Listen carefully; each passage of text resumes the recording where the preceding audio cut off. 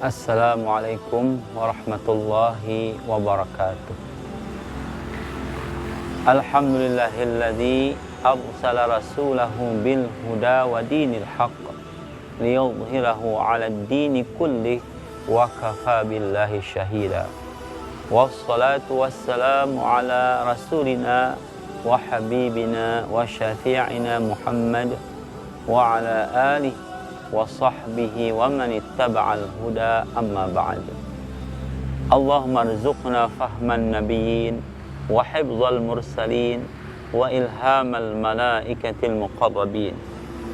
Para pemirsa TV Tabalong, semoga kita semua selalu dibahagiakan Allah di dunia dan di akhirat. Limadza na'budullah? Kenapa kita menyembah Allah? Salah satu dari hikmah kita menyembah Allah atau beribadah kepada Allah adalah al-ibadah ghizaun ruhi.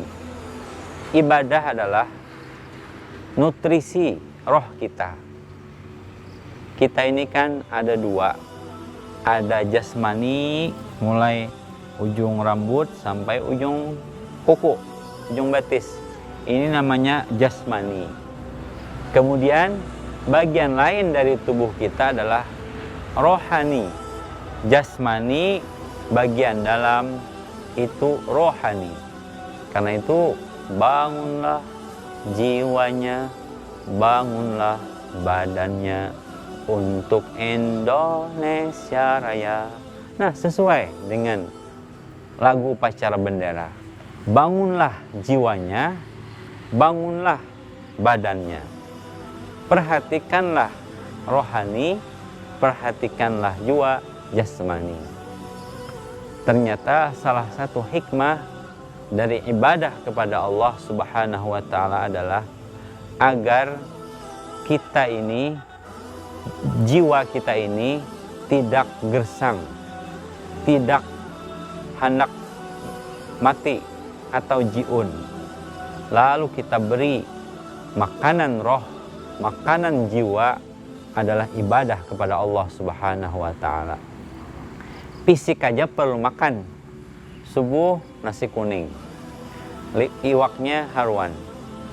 Kayaknya jam 9 pulang jus alpukat, jus mangga, jus langsat ada. Nah, perlu nutrisi, perlu makanan-makanan gizi supaya tubuh kita ini sehat. Ternyata Allah ingin umat Islam ini atau manusia ini seimbang, jasmaninya sehat, rohaninya sehat. Berapa banyak orang yang jasmaninya sehat tapi rohaninya kurus kering. Berapa banyak orang yang banyak menu makanan tapi masih galau. Berarti ada sisi lain, bukan dunia lain, sisi lain yang belum terperhatikan. Apa itu? Yaitu sisi rohani.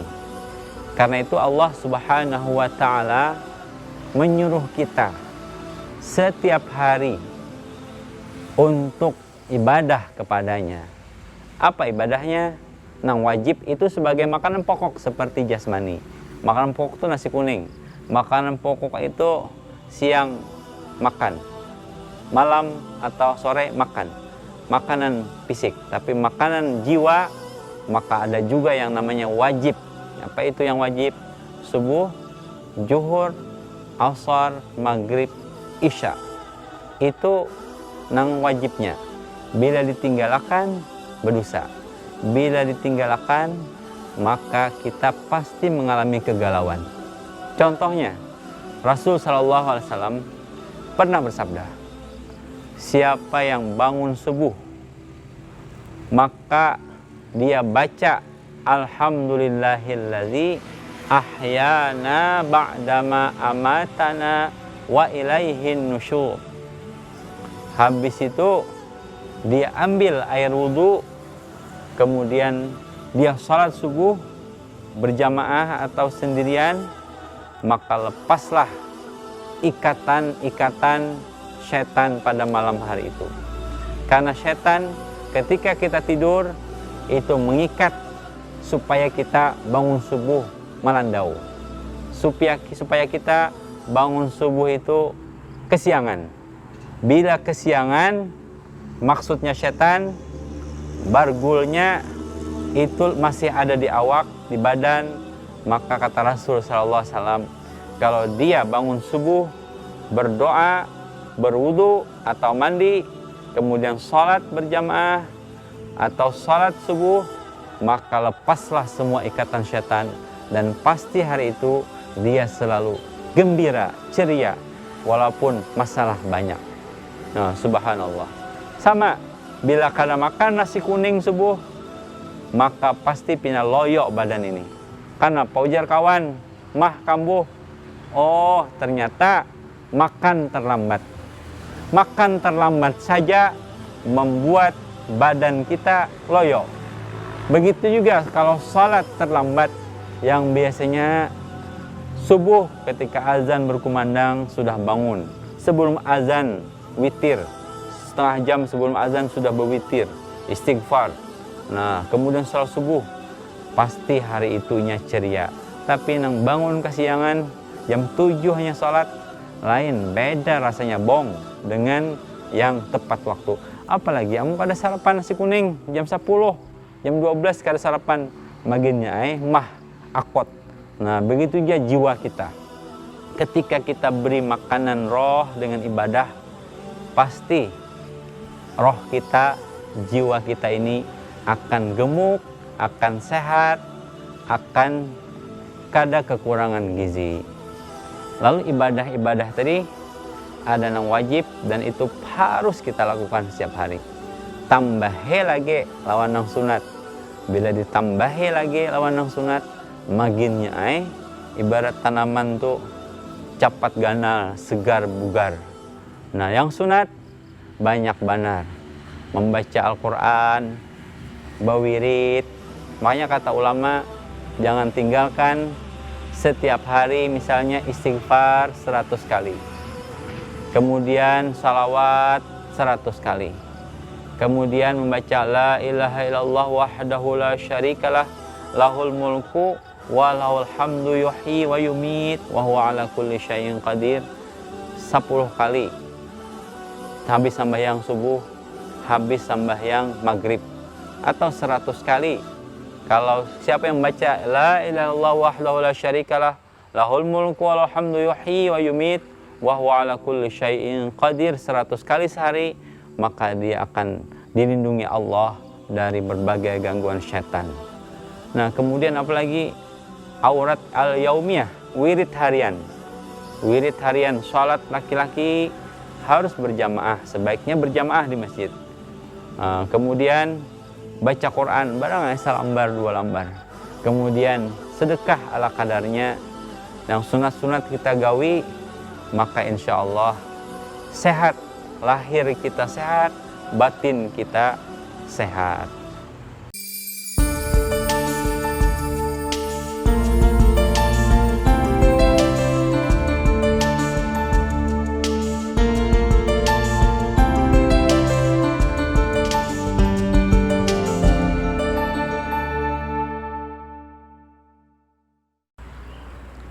Para pemirsa TV Tabalong yang diridai Allah, mudah-mudahan, amin. Yang kedua, kenapa kita menyembah Allah? Kenapa kita beribadah kepada Allah? Hikmahnya adalah, manfaatnya adalah, semoga kita Rabbana atina fid dunya hasanah wa fil akhirati hasanah wa qina adzabannar. Semoga kita diberi Allah kebahagiaan di dunia, hasanah di dunia. Hasanah di dunia ini banyak penafsiran ulama. Yang belum menikah, kalau dia ibadah, insya Allah dapat jodoh yang bungas, solehah, keturunan baik-baik, sugih pulang kayak Siti Khadijah. radhiyallahu anha. Kalau hasanah setelah menikah berarti Allah beri mudah-mudahan samawa, sakinah, mawaddah, warahmah. Kalau dia pembisnis, maka hasanahnya adalah bisnisnya lancar, selalu untung. Nah, kemudian waqina wa rabbana atina fid dunya hasanah wa fil akhirati hasanah. Dan semoga ya Allah bahagiakan kami di akhirat dengan sorga. Kemudian waqina azabannar, hindarkan kami ya Allah dari siksa api neraka. Maksudnya kenapa jadi ada doa Rabbana itu ditambahi di akhirat itu dengan waqina azabannar? Karena ada orang beriman singgah dulu di neraka, dibakar, dibersihkan, baru ke surga. Kita tidak ingin singgah dahulu di penjara. Mungkawatu langsung masuk ke dalam surga tanpa dibersihkan dulu di neraka. Itu salah satu kenapa akhirat itu ditambahi dengan waqina azabannar. Jadi para pemirsa yang berbahagia, kenapa kita beribadah? Kita beribadah di antara hikmahnya adalah, fadilatnya adalah Allah akan memberi kita kebahagiaan di dunia dan di akhirat. Kamu kada percaya, lihat ya orang nampak ibadah tuh. Orang nak asa bujur ibadahnya, berilmu beribadah, pasti bahagia dunia. Ibaratnya tuh rajaki nyaman, malamar tuh ada beberapa kali malamar, sekali langsung tambus diterima. Ibarat hendak napakah itu dimudahkan Allah. Lihat aja, tapi lihat orang nang sambahyang belang hadangan, apalagi kan ada bebalang lalu ada suahlu salat, lihat beda hidupnya. Karena itu Allah Subhanahu wa taala berfirman, man amila salihan min zakarin aw unsa wa huwa mu'min falanuhyiyannahu hayatan thayyibah. Siapa yang beramal soleh. Amal soleh tadi syaratnya 2, ikhlas, kemudian sesuai dengan tuntunan, dan wahwa mu'min, dan dia beriman. Siapapun beriman, siapapun beramal soleh, laki-laki, perempuan, tua, muda, dan dia melakukan amal soleh itu dengan penuh iman, falanuhyiyannahu hayatan thayyibah. Pasti pakai lam taukid, nun taukid dalam ilmu nahwu. Pasti kami akan beri dia kehidupan yang thayyibah. Thayyibah artinya baik. Baik di dunia, baik di akhirat. Ini harus menjadi keyakinan kita semua. Jadi misalnya mau apakah? Mau hajat, pengantinan, ibadah kepada Allah, salat sunat hajat, kemudian bersedekah, berbagi, pas dimudahkan Allah, dikabulkan Allah, pengantinannya lancar dengan berkah apa? Kita ibadah kepada Allah. Tapi munkadukun, naudzubillah. Nah ini, jadi kita yakin bahwa dengan ibadah semua kehidupan kita dunia akhirat dimudahkan oleh Allah Subhanahu wa taala. Bukankah kita sering mendengar ayat 1000 dinar? Kalau wah ini zaman milenial ini kada 1000 dinar, ini katanya 1000 triliun, ayat triliun. Apa itu ayatnya? Wa may yattaqillah yaj'al lahu makhraja wa yarzuqhu min haitsu la yahtasib. Siapa yang bertakwa kepada Allah, siapa yang menggawi perintah Allah nang wajib tambah lawan yang sunat, yaj'al lahu yarzuqhu min haitsu la yahtasib. Allah akan memberinya rezeki dari arah yang kada disangka-sangka. Bukankah kita hidup ini supaya duit itu nyaman? Bukan nyaman dimakan, maksudnya mengalir, nyaman. Bukankah kita ingin hidup ini selalu dimudahkan Allah? Nah, maka dalam ajaran kita resepnya adalah taati perintah Allah. Taati perintah Allah, taati perintah Rasul, baik yang wajib maupun yang sunnah. Tinggalkan larangan Allah yang wajib ataupun yang makruh. Nah, dengan itu janji Allah di surah At-Talaq. Bahkan Allah sisipkan ayat 1000 dinar ini di surah At-Talaq. Kenapa? Karena banyak gara-gara ekonomi orang berumah tangga itu cerai. Banyak gara-gara kadangkala memenuhi keperluan rumah tangga primer itu cerai, pecah belah rumah tangga. Lalu Allah sisipkan ayat ini di surah At-Talaq. Masya Allah. Wa may yattaqillah yaj'al lahu makhraja wa yarzuqhu min haitsu la yahtasib. Dalam ayat lain, wa may yattaqillah yaj'al lahu min amrihi yusra. Siapa yang bertakwa kepada Allah, maka urusannya jadi mudah. Ada satu peristiwa nyata. Sidin ini hendak operasi katarak ke Banjarmasin. Nah, hendak ke sana, tulak ke sana, nomor antrian ini jauh benar. Tapi sekalinya tanpa diduga ada orang lain. Nah nih pian ambil nomor antrian ulun nih. Ulun kali jadi bepariksa. Bemaju antrian sidin jauh benar. Nah asalnya nomor 100 jadi nomor 20.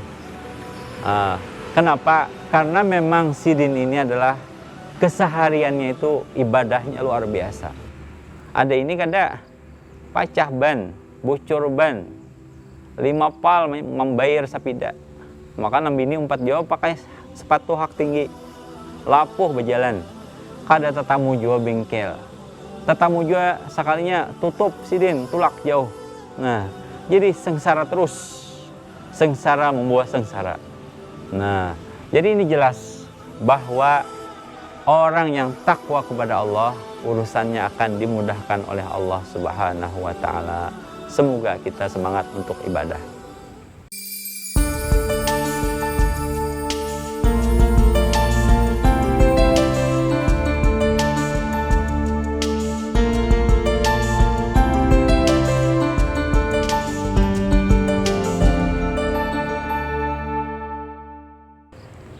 Para pemirsa TV Tabalong yang berbahagia dan semoga kabul hajat kita barataan dunia akhirat. Yang ketiga, limadza na'budullah, kenapa kita menyembah Allah? Allah Subhanahu wa Ta'ala berfirman dalam surah Al-Mulk, Allazi khalaqal mauta wal hayata liyabluwakum ayyukum ahsanu amala. Allah menciptakan kematian dan kehidupan liyabluwakum, untuk menguji kalian. Ayyukum ahsanu amala, siapakah di antara kalian yang paling top amalnya, yang paling berkualitas amalnya, yang paling baik amalnya. Jadi kita hidup di dunia ini bukan sekedar lahir, makan minum, menikmati dunia, meninggal jadi tanah. Tidak. Tapi dalam kamus seorang muslim, dalam pikiran orang beriman bahwa kehidupan ini adalah ujian. Lalu kita diberi soal oleh Allah Subhanahu wa Ta'ala. Soal itu ada kewajiban, ada perintah, ada larangan. Nah, semua itu soal yang diberikan Allah untuk diuji. Nanti hasilnya, pengumuman kelulusannya di padang mahsyar. Pengumuman kelulusannya nanti diberi kitab. Fa amma man utiya kitabahu biyaminih fasawfa yuhasabu hisaban yasira. Wa amma man utiya kitabahu wara'a dhahri fasawfa yad'u subura. Maka siapa yang diberikan buku rapotnya biyaminih dengan tangan kanannya, maka dia akan mendapat hisab yang ringan. Dan siapa yang diberi buku laporannya, buku rapotnya dari belakangnya, maka dia akan berucap, celaka saya, aduh celaka saya. Nah inilah, jadi kenapa Allah memerintah kita, kenapa Allah menyuruh kita ibadah, supaya ini adalah ujian, mana yang benar-benar emas, mana yang bukan emas, mana yang benar intan, mana yang cuma batu biasa. Diuji Allah mulai balik sampai wafat, diuji Allah sehari-hari. Nah karena itu dalam ayat Al-Mulk tadi, surah Al-Mulk, ahsanukum amala, siapakah yang lebih baik amalan di antara kalian. Jadi orang beriman tidak seperti orang yang tidak beriman. Kalau orang beriman menjadikan dunia adalah mazra'ah lil akhirah, sawah, pahumaan, untuk nanti hasilnya dipetik di padang mahsyar, dipetik di alam kubur. Nah datang amal-amal saleh menemani di kubur sampai kiamat. Di padang mahsyar tidak kepanasan, yang waktu itu matahari hanya 1 mil. 1 mil itu kurang lebih 1,5 pala. 1,5 pala. Nah, jadi Allah Subhanahu wa Ta'ala menguji kita dengan berbagai hal. Misalnya, jangan makan kelelawar, jangan makan ular, jangan makan binatang buas, jangan minum khamar, dan lain sebagainya. Yang tahan diuji, maka dia akan mendapatkan kebahagiaan.